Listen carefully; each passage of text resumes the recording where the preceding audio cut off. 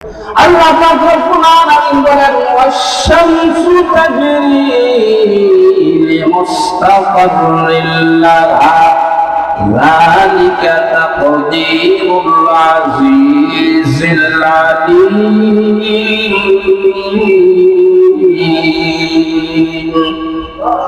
আল্লাহ বলেন আকাশের সূর্য, ওই আকাশের সূর্যটা আমি আল্লাহর হুকুমে চলতে থাকে, জারি থাকে তাজরি লিমুস্তাকাররিল্লাহ।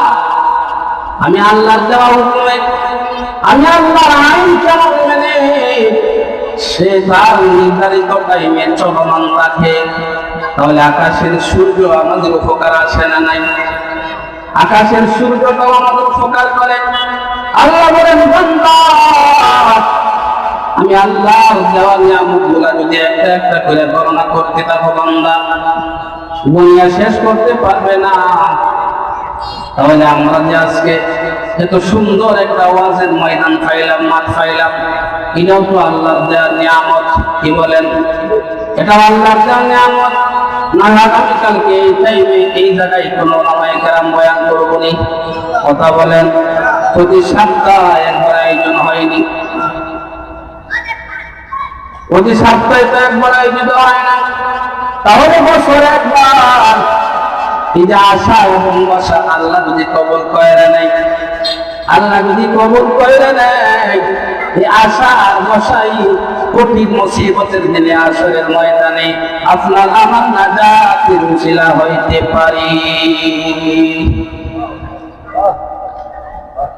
আল্লাহ পাক রব্বুল আলামিন কোরআনুল কারীমের এক আয়াতে বলেন মা ইয়ালফিযু মিন কাওলিন ইল্লা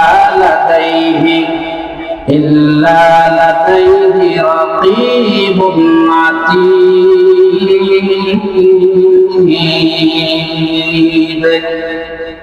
আল্লাহ বলেন মানুষের জবান দিয়া এমন কোন আওয়াজ নাই, এমন কোন শব্দ নাই যা উচ্চারিত হয় আর রেকর্ড করা হয় না।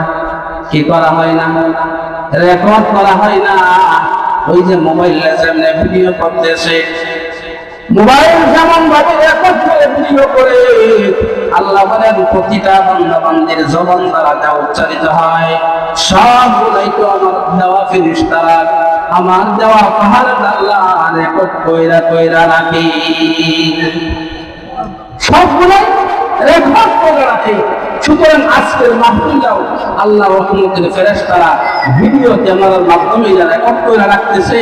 হাসরের কঠিন মুসিবতের দিনে যখন নাকি আপনার আমার আর কোনো উপায় থাকবে না, জাহান্নামের অধিবাসী হয়ে যাইব, তখন ওই সময় কিন্তু আল্লাহর পক্ষ থেকে আল্লাহর ফেরেশতারা ওই রেকর্ডগুলো বাইর করবে আর বলবে আল্লাহ দেখেন না এই মাহফিলে আসা যাওয়াতে উপভোগ কইরা আল্লাহর বান্দারে মাফ করা যায় কিনা। মুসলমান আপনাদের সামনে কোরআনুল কারীমের আয়াত তিলাওয়াত করছি। আল্লাহ পাক রব্বুল আলামিন বলেন ইন্নাল্লাযীনা ক্বালু রাব্বুনাল্লাহ। আল্লাহ বলেন নিশ্চয় যারা বলে রাব্বুনাল্লাহ, আমাদের রব একমাত্র আল্লাহ। আমাদের রব কি? আরো বলেন কি? আমাদের রব আল্লাহ। আল্লাহ বলেন সুম্মা ইসতাকামু, এবং এই কথার উপরে অটল থাকে, অটল অবিচল থাকে। দুনিয়ার মধ্যে অনেক মানুষ তো এমন আছে কথা বলে কিন্তু কথার উপরে অটল থাকতে পারে না। সকলের কথার ওজন এক না, এক একজন ব্যক্তির কথার ওজন এক এক ধরনের হয়ে থাকে। অনেক মানুষ সকালে কথা বলে বিকালে কথা ঠিক রাখে না, আছে না নাই? আরে সকালে কথা বলছে বিকালে কথা ঠিক নাই, জবান পাল্টায় গেছে। এমন মুসলমান আমাদের সমাজে আছে না নাই? অনেক মুসলমান কেমন আছে একজনের সাথে কথা বলার পরে এই কথা ঘুরাইতে পারে না, উল্টাইতে পারে না। সে মনে করে এই কথা বলার কারণে যদি আমার ফাঁসির কাছে ঝুলতে হয় চলে যাব। আছে না নাই? বাংলার জমিনে এমন অনেক ওলামায়ে কেরাম আছে জবান দ্বারা যা একবার উচ্চারণ করেছে সরকারের পক্ষ থেকে বারবার চাপ সৃষ্টি করা হয়েছে, কথা পরিবর্তন করেন, কথাটা পরিবর্তন করেন, এই কথাটা পরিবর্তন করেন, আপনাকে ছাড় দেওয়া হবে, আপনাকে মাফ করা হবে। কিন্তু আল্লাহর বান্দা বলে দুনিয়ার কারো কাছে আমি মাথা নত করতে চাই না, আমি আমার জবান দ্বারা যা বলেছি তা উচ্চারিত করেছি, এই কথার উপরে আমি অটল আছি। এই জন্য যদি আমাকে ফাঁসির কাজকে উপরে দেয় তারপরেও আমি আমার কথা পরিবর্তন করতে পারবো না। এমন বান্দা বাংলার জমিনে আছে না নাই? শেষে দেখা গেছে একটা কথার জন্য তার ফাঁসির কাজকে ঝুলতে হয়েছে। অনেক আল্লাহর বান্দা এমন আছে কোটি টাকা দেওয়ার পরেও তার মাধ্যমে মিথ্যা সাক্ষী দেওয়া যায় না, আছে না নাই?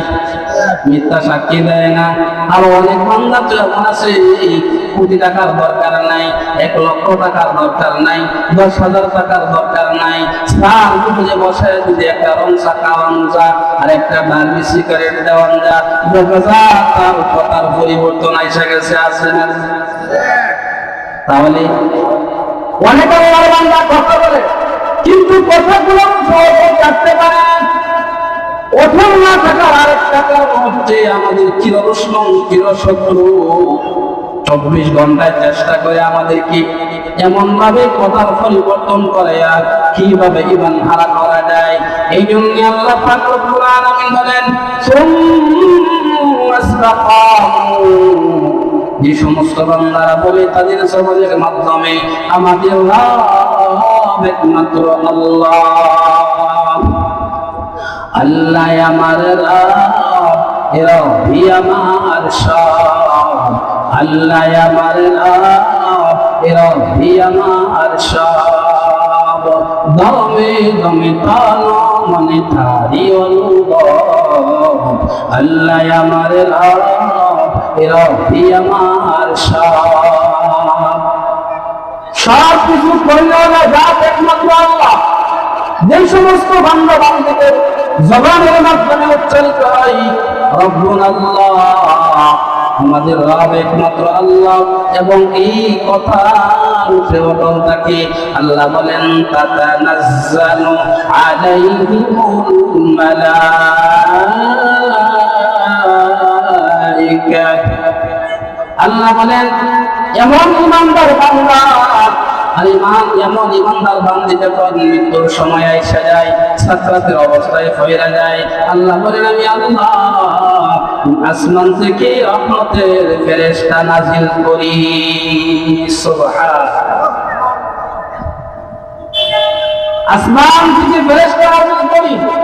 আল্লাহ বলেন এমন ইমানদার বান্দা আর বান্দী যখন সাকরাতের অবস্থায় চলতে থাকে, আল্লাহ বলেন আসমান থেকে ফেরেশতা নাজিল করে।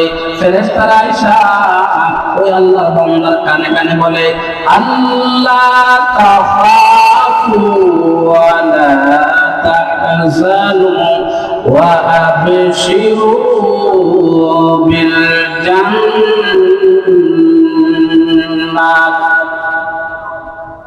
আল্লাহ রহমতের ফেরেশতা আয়েশা আল্লাহ বান্দার কানে কানে বলে ও ভাই আল্লাহ তাখাফু, আপনি ভয় করেন না, ওয়ালা তাহজানু, আপনার কোনো চিন্তা নাই, আপনার কোনো টেনশন নাই, আমরা আছি। সেটা আছে, আমরা আছি। আরে ভাই একটু লক্ষ্য করে দেখবেন সমাজের মধ্যে আধিপত্য বজায় রাখে।